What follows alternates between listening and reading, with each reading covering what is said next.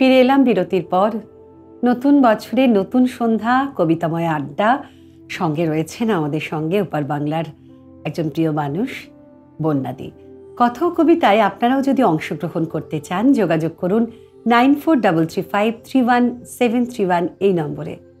কবিতাময় সন্ধ্যা মানে দিদি, কথা যেন শেষ হয় না, কবিতায় কবিতায় যেন সব কথাগুলো বলা হয়ে যায়। একদমই, কবিতা নির্ভর জীবনটা অন্যরকম জীবন। মানে কবিতা নির্ভর জীবনটা কেমন, যে আমার যখন খুব খারাপ লাগে আমি কবিতা পড়ি, তাহলে আমার খারাপ লাগা উবে যায়। আর যখন খুব ভালো থাকি তখনও কবিতা পড়ি। অর্থাৎ কবিতা খুব ভালো বন্ধু আমার, বা প্রথম প্রেম এবং শেষ প্রেম। একদমই তাই। আর সবচেয়ে যেটা সুবিধা হয় সেটা হচ্ছে, ধরো আমাদের মানে ভেতরে তো সবসময় মস্তিষ্কে কিছু না কিছু চলতেই থাকে, তাই না? সেটা মানে ছুটন্ত জীবনের একেবারে লড়াই, যেটা ভেতরকার একটা লড়াই চলে, সেই মস্তিষ্কের লড়াইয়ে দেখবে কবিতাটা ভীষণভাবে একটা ওষুধের কাজ করে। মনে হয় এখন একটু আমার শান্ত হওয়া দরকার, আমি সেই কবিতাটাই বেছে নিই যেটা আমাকে অনেকখানি শান্ত করে। বিরহের সময় বিরহের কবিতা, বিরহ কাটাকাটি, তারপরে সুখ। এবারে কি শোনাবে বলো? এবারে আমাদের বাংলার কবি শামসুর রহমানের বাজান গো। বাজান গো, তুমি কেন আনলা আমারে এই পাত্থারের শহরে? এখানে আমাগো গায়ের উদাম সবুজ মাঠ নাই, ক্ষেতের সবুজ আইল নাই, দিঘি নাই, ইদারা নাই, ঘুঘুর ডাক সরিষার ক্ষেতে, প্রজাপতি নাচে না এখানে। বাজান, বাজান গো, কেন আনলা আমারে এই পাত্থারের শহরে? আমি হরক্ত এক কালা ছায়া দেহি, আমার উপর বেরহম দেউল্লাহান নাইম্যা আসে। বাজান, বাজান গো, আমি তো আইতে চাই নাই এই ইট পাথরের শহরে। এখানে আমার লাহান বাচ্চা মাইয়ারে চিরা খাবার চায় মানু। শরীরে বসায় দাঁত, খুন ঝরে, শুধু ঝরে, বড়ই জুলুম করে। আমি হগল সময় দেহি এক কালা বেড়া আমারে চাপ্যা ধরে। আমার নিঃশ্বাস বন্ধ হইবার চায়, একখান কালা ছায়া হগল সময় আমারে জুলুম করে। হায় খোদা, কালা খুন ঝরে শরীর থেকে, ঝরে হগল সময়। বাজান, বাজান গো, কেন আনলা আমারে এই পাত্থারের শহরে? বাজান, বাজান গো, আমি তো ইহানে থাকবার পারুম না, আমারে দেহায় ডর এক কালা ছায়া হগল সময়, হারা দিন হারা রাত।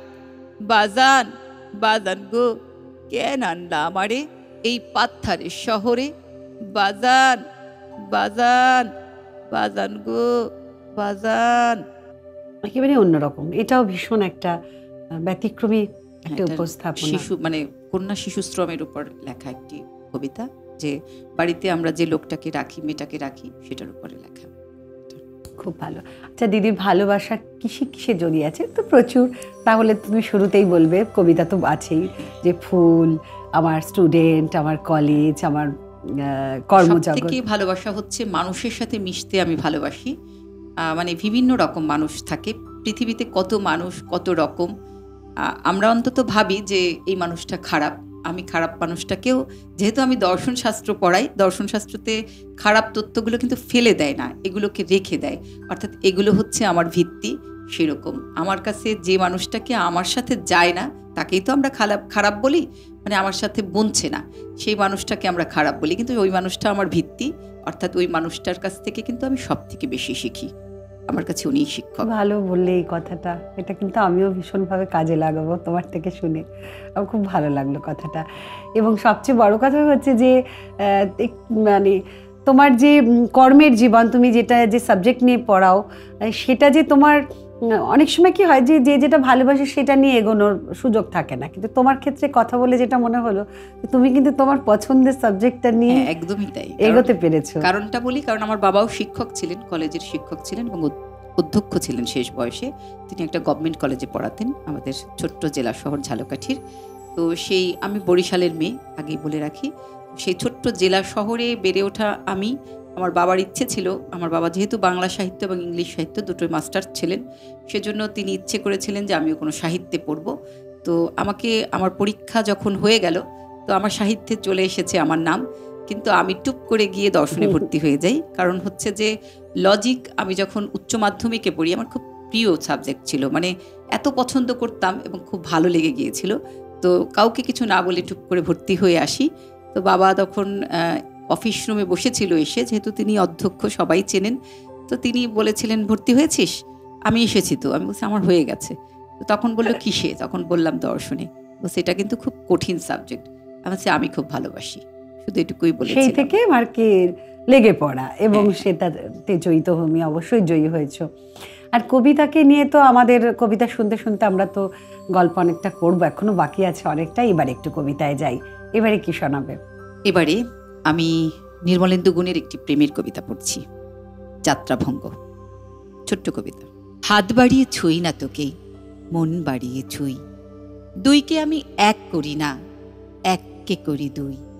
হেমের মাঝে শুই না যবে, প্রেমের মাঝে শুই। তুই কেমন করে যাবি? তবুও যদি বলিস তুই যাই, দেখবি তোর সম্মুখে পথ নাই। তখন আমি একটু ছোবো, হাত বাড়িয়ে জড়াবো তোর বিদায় দুটি পায়ে। তুই উঠবি আমার নায়ে, আমার বৈতরণী নায়ে। নায়ের মাঝে বসবো বটে, নায়ের মাঝে শোবো।